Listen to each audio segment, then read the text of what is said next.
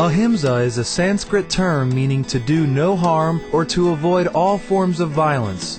The precept of nonviolence is a basic tenet of all the world's religions. Kind viewers, welcome to Planet Earth, our loving home. Our program today will explore the concept of ahimsa in relation to agriculture and look at alternative methods of fruit and vegetable cultivation that cause no harm to living beings. In a video conference with Supreme Master Television staff, Supreme Master Ching Hai explained more about ahimsa agriculture or alternative farming methods that do not employ soil to grow certain crops, thereby avoiding harm to other sentient beings such as the beneficial worms. There are many organic farming methods that at least you don't hurt the worms. You can plant them in the water, or you can plant them on elevated soil bed, and you don't hurt the worm. And in Vietnam, they cultivate, for example, peanuts. In the sandy soil, there's no soil and no worm at all ever live there. Plant your own vegetable, then you have absolute control about how you harvest and what you harvest and what you eat. Last week we have been talking primarily about hydroponics, a farming method that requires no soil. Instead, plants are grown in a solution of water and minerals with the roots sometimes being supported by an inert medium. Today we will examine how this system of growing food actually works. One hydroponic technique is the water culture system, in which the roots of the plants are placed on a floating platform and the roots grow in the nutrient solution. Mr. David Barton is a greenhouse operator of Island Horticulture in Canterbury, New Zealand, who has been growing vegetables hydroponically for over 25 years. He will further explain about this system, sometimes called the nutrient film technique. NFT stands for nutrient film technique. That is where a thin film of water is running along a channel. All the nutrients are dissolved in that water and the roots are growing in that water. So the plant gets its oxygen and nutrient, everything out of that water.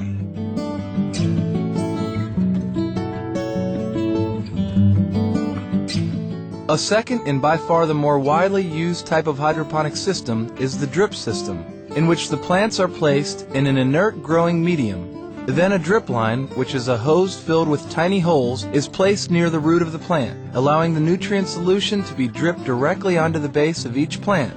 Excess nutrient solution runs off into an overflow and is collected back into the reservoir for reuse.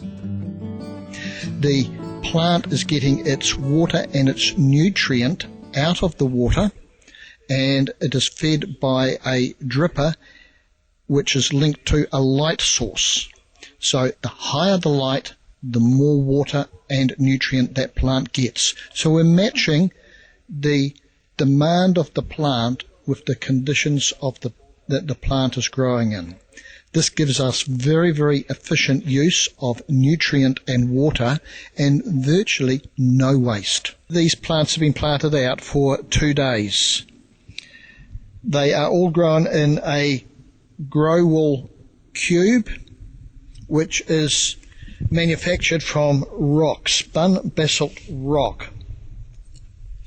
Basically like commercial insulation.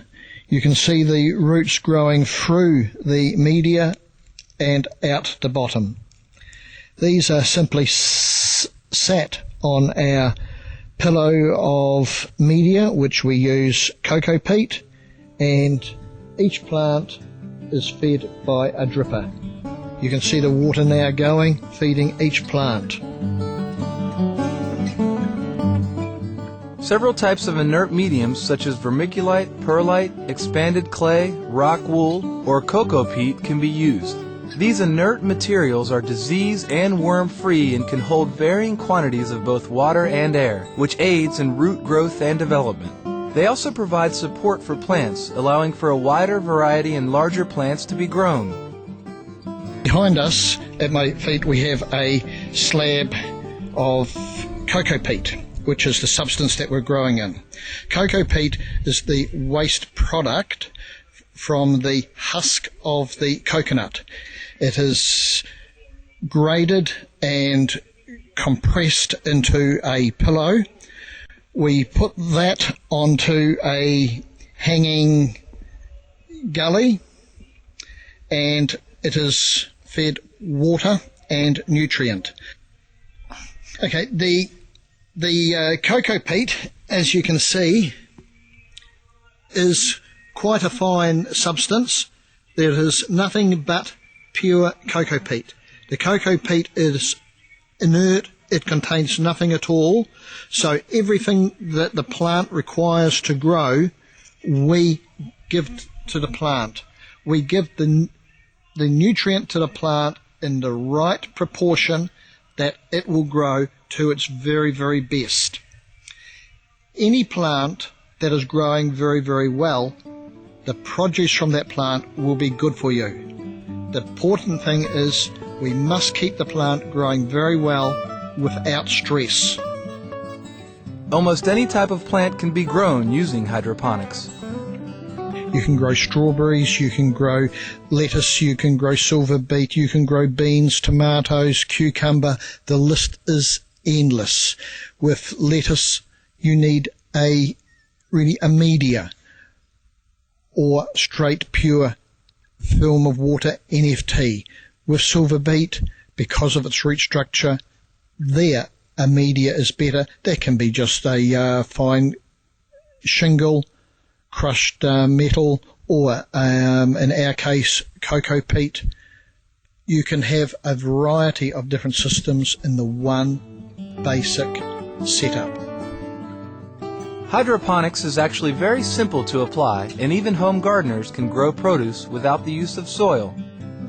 It can be grown outside. We only use the greenhouse as a controlled environment, but a basic setup can be done in anybody's backyard for very little expense and great enjoyment.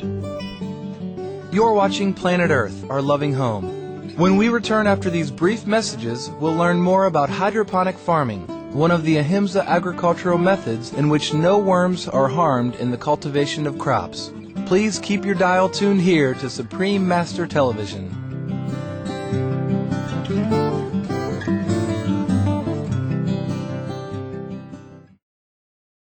On today's Planet Earth, Our Loving Home, we continue to explore farming methods which would be considered as ahimsa agriculture, in which no sentient beings, such as the beneficial worms, are harmed in the cultivation process. David Barton, a veteran hydroponic farmer, explains the importance of hydroponics for our ecosystems. Hydroponic growing today is all about growing with nature, not against nature. We need to enhance and complement Mother Nature. It is about what is doing the best for the customer to ensure the customer gets healthy produce, and for us to do the best in an environmentally responsible manner. Hydroponic growing, I believe, is going to advance further and further. As more technical advances are made, as water becomes more precious, as land use becomes more scarce for horticultural purposes, we have to look after what we've got and ensure that it is used wisely and to the best manner so we can produce efficiently what our people, our customers, require. The benefits of hydroponic farming far outweighs the initial costs of setup, which are eventually offset by the savings of this more efficient method. With hydroponic growing, we do have to put a lot of infrastructure into our greenhouses. This is expensive, but it is warranted because we can produce the quantity from a small area, which brings about efficiencies. So we're using technology and Mother Nature, I think, in harmony together. So we can lock out the harsh environment, we can lock in the heat from the sun during the day. I personally enjoy the challenge of hydroponic growing and the rewards that it gives. Recently, a derivative of hydroponics called aeroponics has been developed. In this system, plants are grown only in an air or mist medium. The roots of the plants are suspended in the air and misted by a nozzle coming from a nutrient pump. The system usually operates on a timer, and after misting, the unused nutrient solution drips back down into a reservoir to be recycled for later use. The plants are usually grown in a closet or semi-closed system, which helps to minimize plant diseases and prevent insects from entering into the growing areas. One of the advantages of this system is that root crops, such as potatoes, can be harvested just by opening the growing box and selecting ones that are ready, without having to dig up soil or a growth medium. In addition, aeroponics is extremely efficient, using even less water than traditional hydroponics. The National Aeronautics and Space Administration, or NASA, in the United States has conducted extensive research on aeroponics, including the development of a natural solution called ODC, or Organic Disease Control, which eliminates the need for pesticides. Also in Ha Nội, Olac, or Vietnam, a postgraduate doctoral program in aeroponics has been established. The main crop being grown there is potatoes, with distribution plans to farmers whose seed potatoes will be disease-free and grown without pesticides. Currently, lettuce, salad greens, herbs, potatoes, and other root crops and medicinal plants are most commonly grown in aeroponic systems. Another type of farming that involves no harm to worms is raised bed gardening. Traditional raised bed gardening is done by placing soil in elevated beds or pots above ground. However, another version of so-called raised beds is being developed in which plants are grown in pots filled with an inert porous medium. The pots sit in a shallow solution of water and dissolve nutrients, and the water solution is drawn up to the roots by capillary action. The main types of inert materials used in this method are expanded clay or coconut husks, both of which have more airspace than traditional potting mixes, allowing more oxygen to be delivered to the roots. This method, like traditional hydroponics, eliminates much of the labor from weeding and tilling soil and requires a minimal amount of water. It can be used to grow several types of plants from leafy greens to orchids. Additional techniques of ahimsa agriculture are currently being tested and developed, one of which allows farmers to grow lush, productive crops entirely in sand, where worms are not present. For farmers in the coastal village of Dang Ban in Ha Tinh Province, Olac, or Vietnam, fresh water and available soil are scarce. However, white sand is everywhere, and sweet potatoes, khoai lang, peanuts, lac, and vegetables, rau, can be grown there.